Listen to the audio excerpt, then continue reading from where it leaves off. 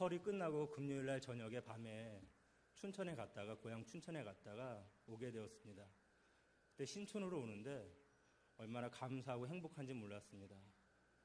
이렇게 아름다운 교회에서 사역을 할 수 있도록 또 같이 교제할 수 있도록 인도하실 하나님과 또 우리 목사님과 모든 분들에게 항상 감사하는 마음이 제 가슴에 있습니다.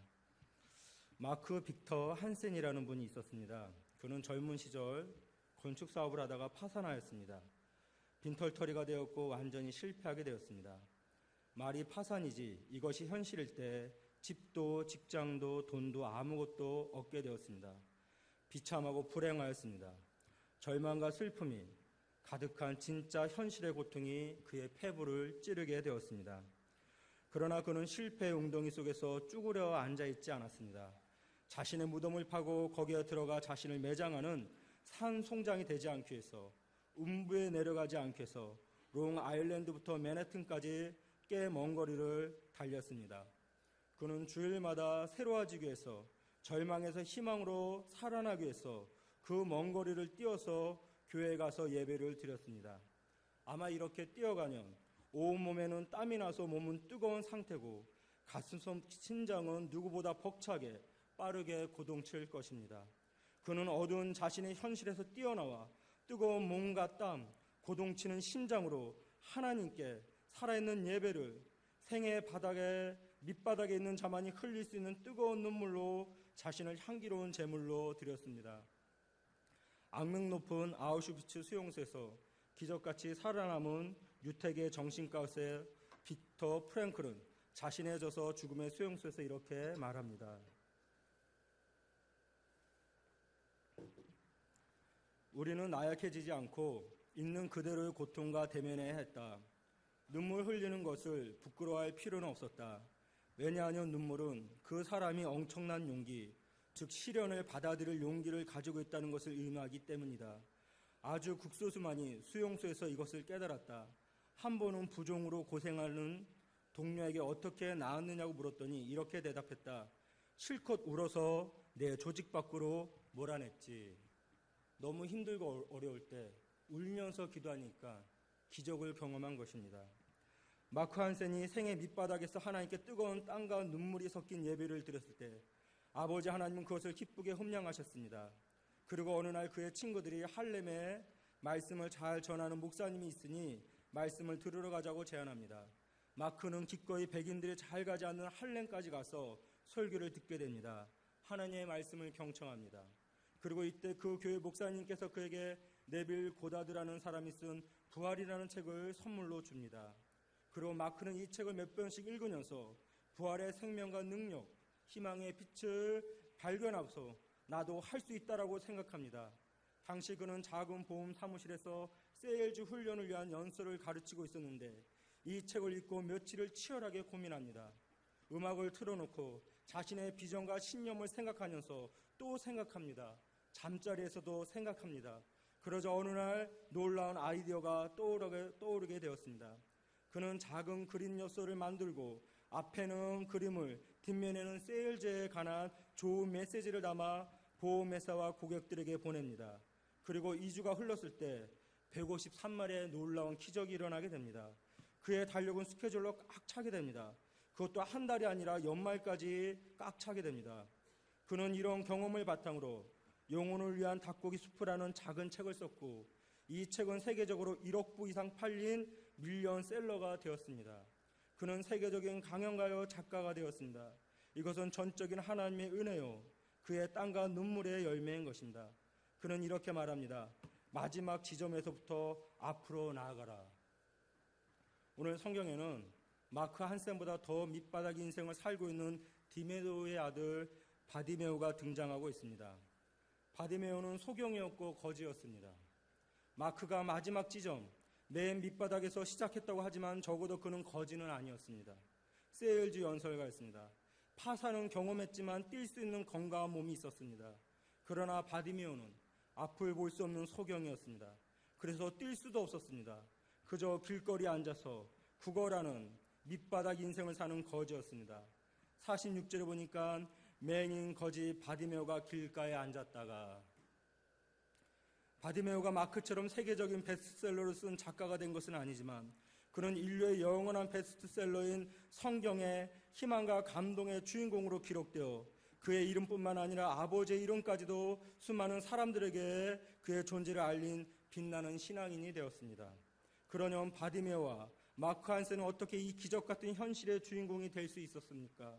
수많은 이에게 영적인 감동을 주는 빛나는 인생이 된 원동력이 무엇입니까? 첫째는 운명을 탓하지 않고 주어진 환경 속에서 최선을 다한 것입니다. 바디메오의 아버지 디메오는 가난한 자였습니다. 그렇게 아들 바디메오가 거지가 되어 구걸하는데도 도와줄 길이 없었습니다. 제가 개척교회를 할 때 아이들이 신종 플레 걸린 적이 있어요. 감기 걸린 적이 있어요. 근데 교회에서 예배 드리다가 우리 애만 걸린 게 아니라 교회 학교 아이들 한 10명이 다 걸린 거예요. 근데 집사님이 자기네 집 아이가 감기 걸리니까 교회에서 예배 드리다 감기 걸리니까 화가 난 거예요.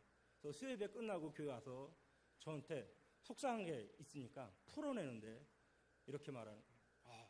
우리 집에는 잘 살거든요. 솔직히 신동 아파트에 살거든요. 우리 집 냉장고에는 애들이 아프니까 고기하고 피자하고 왕창 사서 원하는 대로 준다는 거예요. 근데 저희 집의 냉장고에는 그런 게 없었습니다.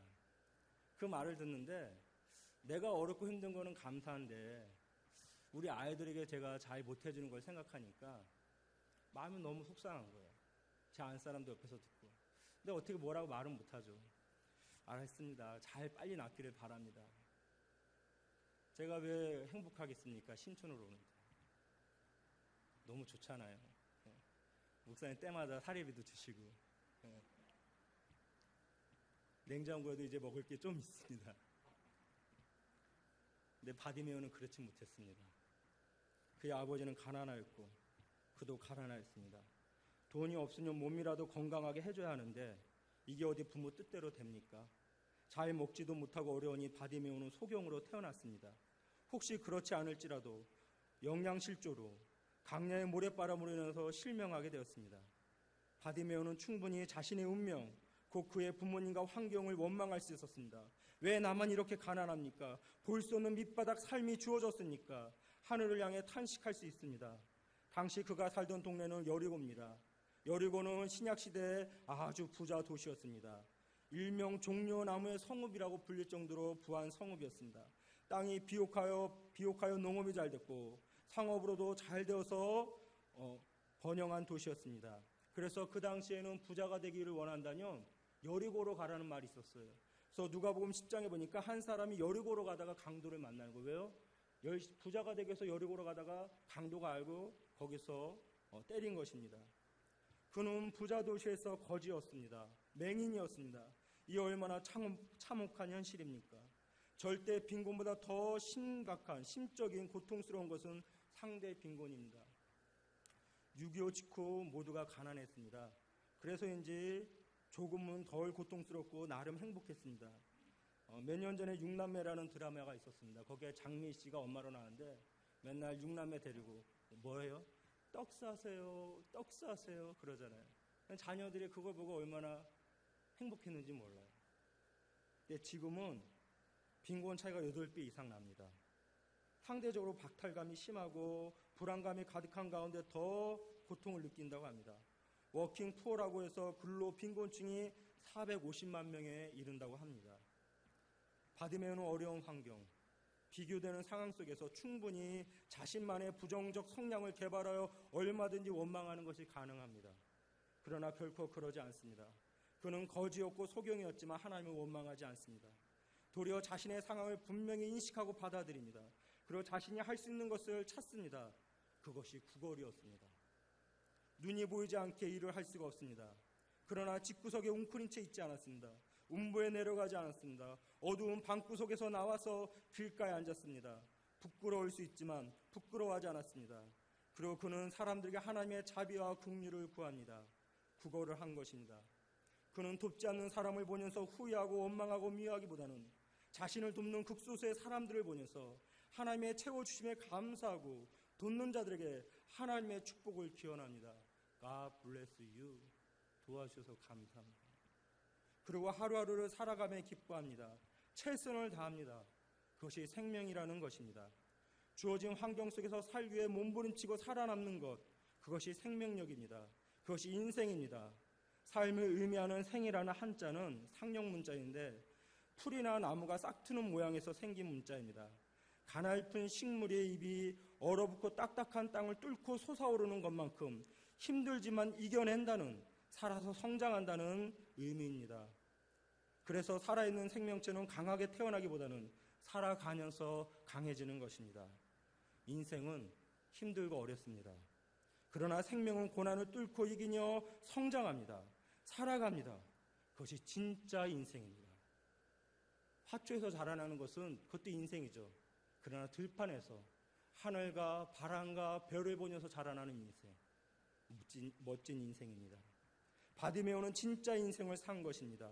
두려움과 불행과 부끄러움과 아픔도 있지만 그래도 살기 위해 하나님이 주신 생명과 인생을 고귀하게 여기고 도리어 날마다 채우시고 공급하시니 함께 하시는 하나님께 감사드리며 하루하루를 길까지만 구걸이지만 자신 있는 그 자리에서 자신이 할 수 있는 것을 최선을 다하게 됩니다. 이것이 그가 빛나는 인생이 되는 것의 출발점이요 시작인 것입니다. 마태복음 25장 21절에서 예수님은 이런 자들을 격려하십니다. 잘하였도다 착하고 충성된 종아, 내가 작은 일에 충성을 다하였으매 내가 많은 것을 내게 맡기리니 내 주인의 즐거움에 참여할지어다.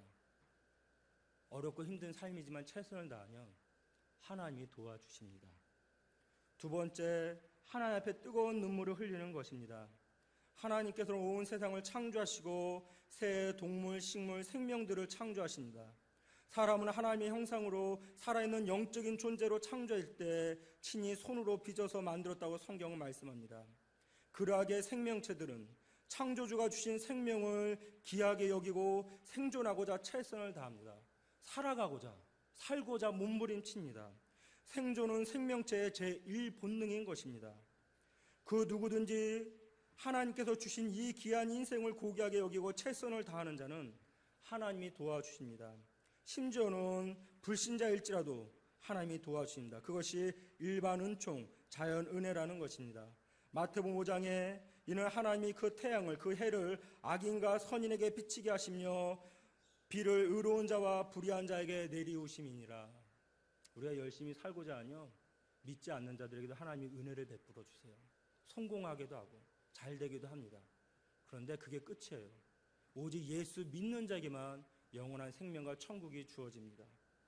하물며 자신의 사랑하는 백성, 자녀가 하나님 아버지께서 주신 선물을 귀히 여겨 감사하며 최선을 다한다면 하나님께서 감동하고 기뻐하지 않겠습니까?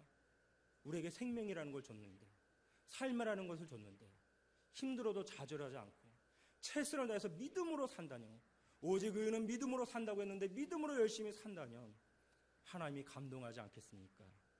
그런 자에게는 하나님이 은혜를 베풀어 주십니다. 도와주시고 기회를 주십니다. 바로 바디메오에게 예수님께서 지나가신다는 기쁜 소식이 들린 것입니다. 여리고를 통과한다는 것입니다. 당시 예수님은 최고의 센세이션한 인물이었습니다. 가는 곳마다 놀라운 기적을 일으키시는 미라클 워커, 기적을 행하시는 구세주였습니다. 소경 바디메오도 이미 시장 길가에서 잔뼈가 굵은 사람이기 때문에 다 듣고 알고 있었습니다. 아, 예수님이 어떤 분이신지, 예수님이 어떤 구세주인지 알고 있어요.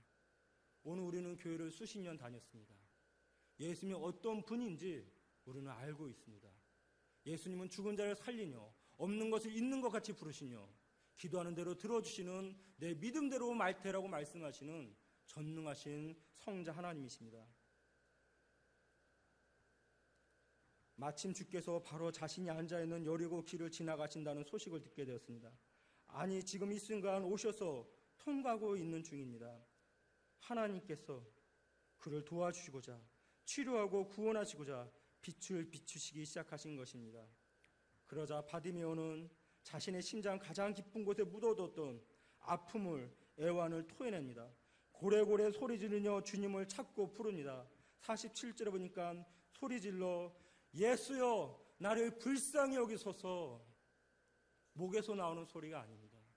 가슴 깊은 곳에서 끌어나오는 불쌍히 여겨달라는 소리입니다. 얼마나 크고 시끄러운지 군중들이 귀가 아프다고 화내며 조용히 하라고 꾸짖을 정도입니다. 48절에 보니까 많은 사람이 꾸짖어 잠잠하라되 좀 조용히 해. 왜 이렇게 시끄럽게 기도해? 왜 이렇게 교회 와서 울어? 그러나 그 누가 바디메오의 밑바닥 인생과 아픔을 알겠습니까?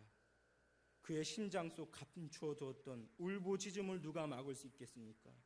그는 더욱 소리를 지릅니다. 48절에 보니까 더 크게 소리질러 주여 나를 불쌍히 여기소서.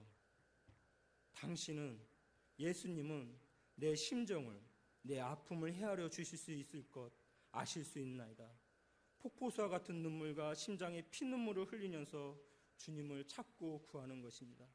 이 마지막 기회의 순간 나를 지나치지 마소서. 당신만이 내 유일한 희망이며 나의 소망과 빛이십니다. 제발 나를 도와주세요. 나를 불쌍히 여겨주세요.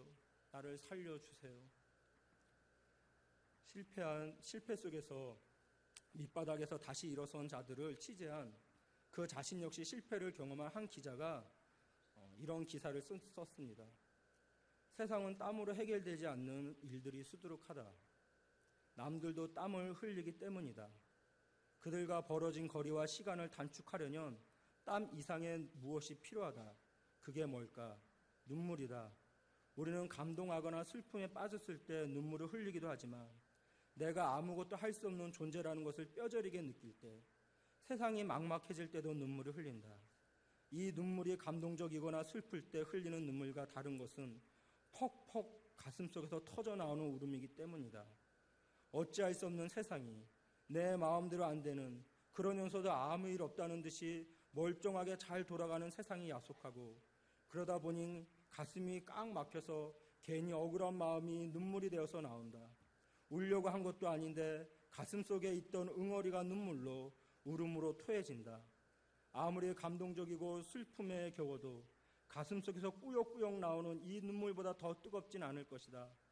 질퍽질퍽한 진창에서 어떻게 몸이라도 일으켜보라고 버둥거리는 내 자신이 처참하게 느껴질 때 흐르는 눈물, 바로 이 눈물이 피눈물이다.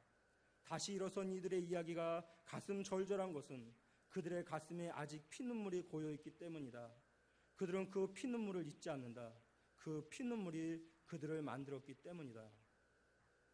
성도들이여, 당신의 아버지께, 하나님께 뜨거운 눈물을 들이시기 바랍니다. 그 눈물이 예배일 수도 있고 기도일 수도 있고 순종과 헌신일 수도 있습니다. 마크는 자신의 예배에 뜨거운 땀과 눈물을 담아드렸습니다. 바디메오는 부르짖는 기도의 눈물을 드렸고, 예수님께서는 십자가의 순종과 헌신을 피와 눈물로서 온전히 드렸습니다. 하나님은 그 눈물을 귀하게 소중하게 여기십니다. 바디메오 그는 주님의 부르심을 받고 주님의 발 앞에 나가게 됩니다. 49절에 보니까 저를 부르라. 51절에 보니까 그리고 그 주님에게 주여 보기를 원합니다. 그는 그렇게 말합니다. 예수님이 바디메오를 불러요. 바디메오 와봐라. 그리고 말합니다. What do you want? 내가 진짜 원하는 것이 무엇이냐? 우리가 기도하면 주님이 말씀하세요. 내가 진짜 원하는 것이 무엇이냐? 내가 거듭나기를 원합니다. 내가 구원받기를 원합니다. 내가 성공하기를 원합니다. 내가 거룩하기를 원한다. 내가 부흥하기를 원한다. 내가 빛과 소금이 되기를 원합니다. 바디메오는 말한다. 내가 다시 보기를 원합니다. 아시돌로 내가 보기를 원합니다. 오늘 우리도 험한 세상에서 최선을 다해서 살고 있고 일하고 있습니다. 최선을 다하여 인생을 살아가며 뜨겁게 예배드리는 여러분에게 하나님은 말씀하십니다. 49절에 안심하고 일어나라. 타레이 에게이레 굿 커리지 라이즈 업. 일어나라는 거예요, 여러분들. 좌절하거나 절망하거나 두려워하고 염려하지 말고 용기를 가지십시오. 일어나십시오. 헬러 타레 에게이레를 직역하니 용기를 내 일어나라. 두려워 말고 담대히 일어나라. 그런 뜻입니다. 다시 한번 용기를 가지십시오. 새해가 되고 벌써 한 달이 지나고 있습니다. 벌써 두렵습니까? 벌써 염려합니까? 어떻게 일을 할까? 어떻게 가정을 꾸려나갈까? 어떻게 사업을 이루어갈까? 절망의 음부에 내려가지 말고 일어나십시오. 희망의 언덕에 올라가십시오. 그리고 이곳에서 주 예수님을, 아버지 하나님을 만나십시오. 이곳 대신 교회에서 살아계신 주님을 경험하십시오. 주님이 당신에게 말씀하십니다. 가라, 내 믿음이 너를 구원하였느니라. 다시 보게 되는다. 기적은 일어납니다. 구원, 곧 생명이 가득하게 됩니다. 당신의 눈물의 기도, 꿈이 성취되어집니다. 주님은 가라 하셨지만 다시 보게 된 바디메오는 자신 뒤에 있는 부자 도시 여리고로 가지 않습니다. 오직 자신 앞에 서 있는 주 예수님을 따라갑니다. 예수님의 제자가 됩니다. 그리고 뒤를 돌아보지 않습니다. 오늘 우리가 주님의 제자가 되어서 생명을 사랑하고 교회를 사랑하고 서로 사랑하는 그런 주님의 제자가 되기를 소원합니다. 눈물을 통해 세상이 아닌 주님을 따르는 진정한 그리스도인 되기를 주님의 이름으로 축원합니다. 기도하시겠습니다. 하나님 아버지, 바디메오는 사는 게 너무나도 어려웠던 것 같습니다. 태어날 때부터 소경이었던 것 같고 할 게 없어서 길거리에 앉아서 구걸할 수밖에 없었습니다. 그는 부끄러워하지 않았고 좌절하지 않았습니다.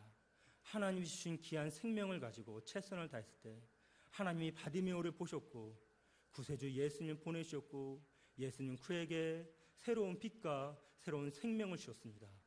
바디메오는 그 새로운 생명을 가지고 세상으로 나간 것이 아니라 주님을 따르는 제자가 되었습니다. 아버지 하나님, 오늘 우리를 이 대신교회로 불러주심을 감사합니다. 진실로 이 아름다운 교회에서 행복하고 사랑이 충만한 신앙생활을 할 수 있도록 축복하여 주심을 감사합니다. 여호수아와 이스라엘 백성이 요단에서 가나안 땅을 바라보고 나아간 것처럼 담임 목사님과 온 성도들이 한 마음으로 하나님이 주신 비전과 꿈을 바라보며 앞으로 나갈 때 꿈과 비전을 이루는 우리 대신 감리교회 공동체가 되게 하여 주시옵고 성령으로 충만하게 하여 주시옵소서. 하나님께 모든 영광 돌려오며 예수님의 이름으로 기도하옵나이다. 아멘.